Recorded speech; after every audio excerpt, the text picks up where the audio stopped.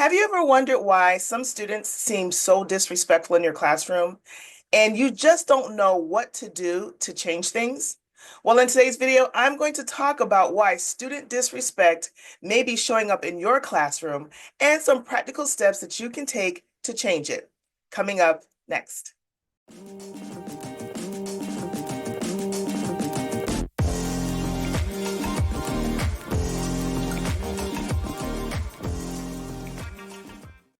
Hey, teacher friends, Michelle Holiday here, your go-to guide for effective, practical, and real-world classroom management strategies. And in today's video, we are tackling one of the most common challenges that teachers face, and that is student disrespect. And in today's video, I'll walk you through 3 key reasons why student disrespect may be showing up in your classroom and share some practical strategies that you can use to address it. So let's get started. Reason number 1 would be a lack of student understanding. Many students simply don't understand the impact that disrespect has on their education and their lives. Maybe because they haven't been taught or they haven't had to practice respect in real time. Either way, the struggle is real. So here's a powerful strategy. Start teaching about respect on purpose and on repeat. Use stories and examples of different people. It could be your story, it could be celebrities or influential people to illustrate the value of respect. One way is to tie the teaching into your academic activities. For example, have students read an article during your Do Now activity and then ask them to identify what respect looked like in that situation. You can also take it a step further by breaking students into groups, giving them a real-life disrespect scenario, and challenge them to turn it into a respectful one. Let them share their solutions with the class so that you can give feedback and the other students can give feedback as well. By teaching, reviewing, and discussing respect, these activities can reinforce the behavior you want to see, and this is far beyond just telling them to be respectful. Reason number 2, inconsistent follow-up. It is natural for students to challenge or push back on some of our rules and expectations, even when it comes to respect.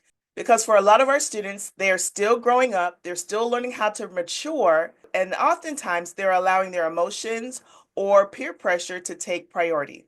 But here's the truth. If you want to reduce disrespect in your classroom, you've got to be consistent in your follow-through. I remember there was a saying that said, don't sweat the small stuff, but meaning let the small things go.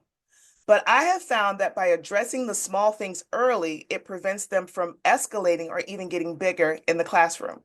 So I don't ignore profanity or backtalk. I address it right away. And if my classroom management system has a consequence tied to certain behaviors, especially disrespectful ones, I implement it every single time, no matter how sorry they seem or how bad I feel for them. I have learned that 90% of the time, consistency kills ongoing misbehavior. Ignoring it isn't going to make it go away. So whether it's calling me out of my name, talking back, or any other behavior that I have clearly defined as disrespectful, I stay firm and consistent with the follow-up. Reason number 3, outside influences. So sometimes disrespect stems from things outside of your control, such as home life, peer pressure, or societal influences. Hello, TikTok. Hello, social media. And while it's frustrating, I challenge you to stop letting what you can't control get to you. I often hear teachers say, if the parents would just, and I totally get it. But right now in your classroom, the parents aren't there. It is just you and your students. So instead of leading with frustration, replace it with solutions and strategies. While you can't change what is happening outside the classroom, you can change what is happening inside the classroom. You can create a structured and safe space where students know exactly what is expected of them. When I began teaching my students that the school and the classroom have different expectations from their home and their community life, and I consistently reinforce that, behaviors began to shift and decrease in my classroom. Here's the thing, I couldn't just stop at teaching the behaviors I wanted to see.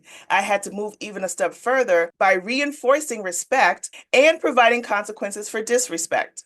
So understanding that there are outside influences that you can't control and communicating that those expectations stay outside of your classroom can make a huge difference in how your students show respect in your classroom. So understanding the root causes of disrespect, whether it's a lack of understanding, Inconsistent follow-up or outside influences helps you to be more strategic in how you lead and manage your classroom. By being proactive and consistent, you can reduce the disrespect and create more RESPECT in your classroom. I will see you in the next video.